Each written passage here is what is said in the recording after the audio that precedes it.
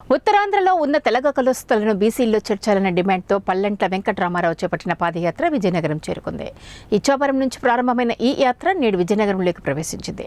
నిన్న రాత్రి నెల్లిమర్ల నియోజకవర్గంలో పాదయాత్రను ముగించుకుని ఈ రోజు కాలినడకన విజయనగరం చేరుకున్నారు. దాసన్నపేట 4 రోడ్ల జంక్షన్ వద్ద తెలగ కులస్తులు పెద్ద ఎత్తున స్వాగతం పలికారు. పులి వేషాలతో ఊరేగింపు నిర్వహించారు. కోట జంక్షన్ మీదుగా 3 లాంతర్లు, గంట స్తంభం, Kanyaka Parameshwari, Venkatalakshmi, railway station, Mayuri junction, జిల్లా కోర్టు, అరుణ జూట్ మిల్లు మీదుగా వై జంక్షన్ వరకు ఈ పాదయాత్ర కొనసాగింది. అనంతరం మీడియాతో ఆయన మాట్లాడుతూ ఉత్తరాంధ్రలో ఉన్న తెలగాలు ఆర్థికంగా చాలా వెనుకబడి ఉన్నారని అన్నారు. కేవలం గతంలో జరిగిన చిన్నపాటి తప్పిదం వలన బీసీ రిజర్వేషన్ని ఈ కులం కోల్పోవాల్సి వచ్చిందని అన్నారు. కొంతమంది వ్యక్తులు ఈ సమస్యను ప్రభుత్వాల దృష్టికి తీసుకుని వెళ్లినా పరిష్కారం లభించలేదని అన్నారు. అన్ని రాజకీయ పక్షాలను తాము వ్యక్తిగతంగా కలిసి విన్నపాలు చేశామని తెలిపారు. ప్రభుత్వాలు చూపుతున్న నిర్లక్ష్యాల వల్ల తమ జాతి యువకులు అన్ని విధాలా నష్టపోతున్నారని ఆవేదన చెందారు.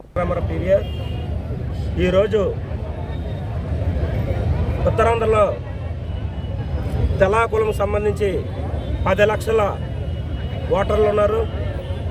వీరిని అన్ని రాజకీయ పార్టీలు కూడా ఒక ఓటు బ్యాంక్ అని చూస్తుంది తప్ప కానీ మా యొక్క హక్కులను నెరవేర్చే విధంగా ఎప్పుడు కూడా చర్యలు తీసుకోలేదు. అందువలన మా యొక్క విద్యార్థులు అయితేనేమి, నిరుద్యోగులు అయితేనేమి చాలా ఇబ్బంది పడుతున్నారు. 100కి 95 మార్కులు వచ్చినా సరే ఉన్నత విద్యా సంస్థల్లో ప్రవేశాలు దొరక్క, ఎంత టాలెంట్ ఉన్నా సరే ఉద్యోగం రాక పిల్లలు ఆత్మహత్య చేసుకుంటున్నారు.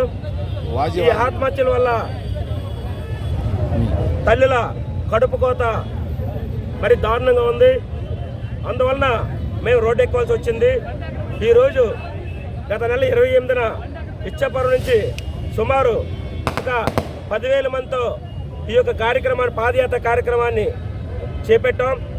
ఈ పాదయాత్ర కార్యక్రమానికి తెలగ జాతి ఆత్మగౌరవ యాత్రగా నామకరణం చేసి మొదలెట్టడం జరిగింది.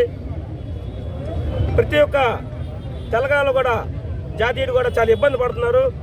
ఇక్కడ 10 లక్షల మంది ఉంటే ఈ ఉత్తరాంధ్ర నుంచి వలస వెళ్ళిన